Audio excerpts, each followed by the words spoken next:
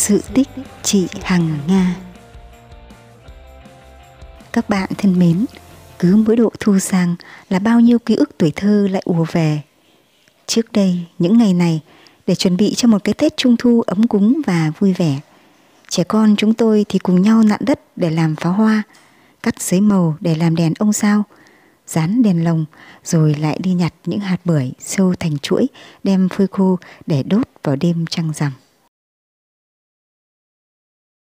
Đêm Trung Thu, dưới ánh trăng vàng trong sáng, trẻ con và người lớn cùng nhau rước đèn, rồi sum vầy ca hát, múa lân, người thì đọc thơ, người thì gõ trống, người thì bày biện trang trí hoa quả, bánh kẹo, để sau đó phá cỗ tưng bừng.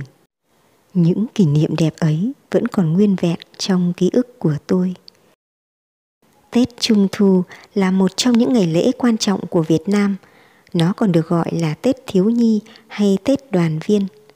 Trong ngày Tết Trung Thu, dân gian thường nhắc đến nhân vật chính, đó là chị Hằng Nga. Vậy chị Hằng Nga là ai? Tại sao người ta luôn nhắc đến chị trong ngày rằm Trung Thu? Trong video này, chúng ta sẽ cùng nghe sự tích chị Hằng Nga.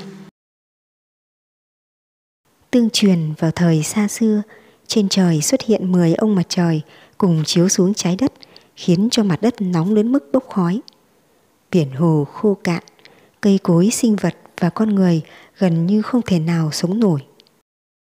Giữa lúc ấy xuất hiện một vị anh hùng tên là Hậu Nghệ. Hậu Nghệ đã lội suối, vượt đèo và trèo lên đỉnh núi Côn Lôn, dùng thần lực dương lò thần bắn dụng 9 ông mặt trời. Chỉ còn lại duy nhất một ông mặt trời tồn tại và chiếu sáng cho đến ngày nay. Công lớn của Hậu Nghệ đã được lan truyền khắp nhân gian. Từ đó anh nhận được sự yêu mến và tôn kính của mọi người. Rất nhiều trí sĩ mộ danh đã tìm đến tầm sư học đạo, trong đó có Bồng Mông, một kẻ tâm thuật bất chính.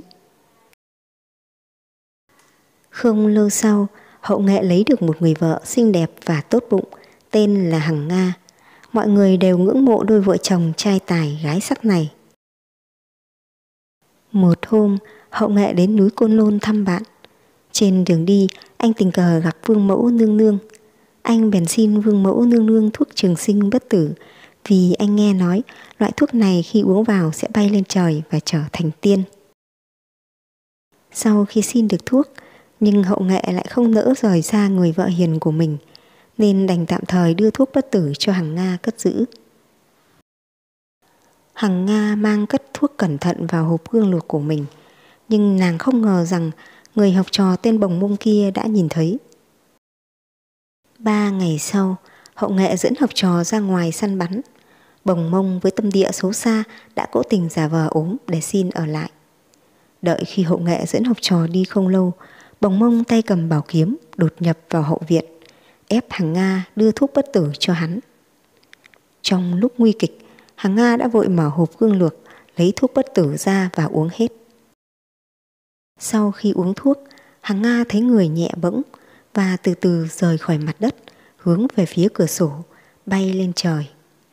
Nhưng do Hằng Nga còn lưu luyến nhớ chồng, nên nàng chỉ bay đến mặt trăng, nơi gần trái đất nhất, để ngắm nhìn nhân gian. Cũng từ đó, nàng trở thành tiên nữ trong cung trăng. Tối hôm đó, khi Hậu Nghệ về đến nhà, các thị nữ vừa khóc vừa kể lại câu chuyện xảy ra lúc sáng.